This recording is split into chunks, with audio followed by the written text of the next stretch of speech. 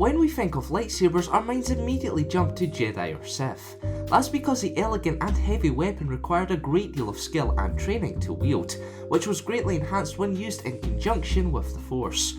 So while it wasn't impossible for non-Force users to wield the ancient weapons, it just made more sense to use blasters, grenades and so on.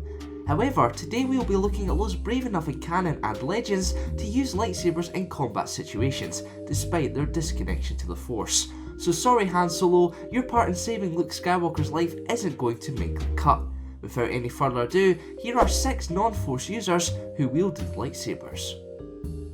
Number 6. Sherrick. Despite being a regular human male, Sherrick hunted Jedi during the Old Republic era. Similar to another entry in this list, spoiler alert, Sherrick collected lightsabers as trophies after eliminating Jedi, and famously used both a red and blue lightsaber on separate occasions to carry out his work. Unfortunately, even as a skilled fighter, Sherrick was no match for the reformed Revan. Number 5. Cad Bane. During the Clone Wars, Cad Bane was regarded as the galaxy's best, deadliest and most fearsome bounty hunter. Although Bane favoured the use of his twin LL-30 blaster pistols, he did use a lightsaber, Quinlan Voss's to be exact, to duel Obi-Wan Kenobi. With no lightsaber training, Kenobi was quick to disarm Bane. However, the scuffle aided the bounty hunter's escape. Number 4. Finn. When promotional material for Star Wars The Force Awakens showed Finn wielding Luke Skywalker's former lightsaber, everyone just presumed he was the next main Jedi protagonist. However, as it turned out, Finn wasn't Force sensitive at all and just happened to have the weapon on hand during face-offs with FN2199 and Kylo Ren. Although Finn nearly lost a duel with the Z6 riot control baton-wielding stormtrooper, he briefly held his own against the former Jedi. Using the melee combat training from his days as a soldier in the First Order, he managed to wound Kylo Ren. However, he was quickly dealt some nasty lightsaber strikes of his own. After the near-death experience, Finn's lightsaber-wielding days look to be behind him. Number 3. Pre-Vizsla. As the leader of the Death Watch, a Mandalorian terrorist organisation dedicated to returning Mandalore to its roots, Pre-Vizsla wielded the Darksaber, an ancient and black-bladed lightsaber. Despite not having the Force, Vizsla more than held his own in duels against Obi-Wan Kenobi and Ahsoka Tano.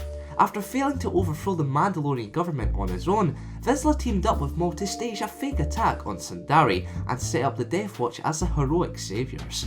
When the plan worked, Vizsla double-crossed and imprisoned Maul. However, after his escape, the former Sith apprentice challenged Vizsla to a deadly duel for leadership of the Death Watch. Although Vizsla had spent a lifetime training with the Darksaber, he was no match for Maul and his Force abilities.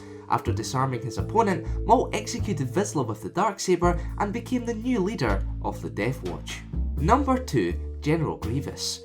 General Grievous may not have had the Force, but with his cybernetic implants which boosted his combat prowess and lightsaber combat training from Count Dooku, the cyborg struck fear into the hearts of Jedi. With his multiple spinning arms, the Supreme Commander of the droid army could take on multiple foes at once.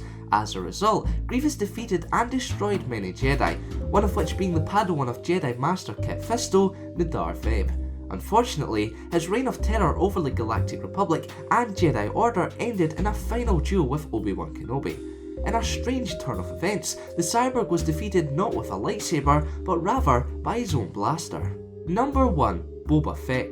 Boba Fett was the Batman of the Star Wars universe. Whilst he had no special powers, he used gadgets and incredible combat skills to defeat opponents. And on more than one occasion, he even used a lightsaber. In Legends, when Jaina Solo travelled to Mandalore to train under Boba Fett, the bounty hunter held his own against the Jedi in a sparring session.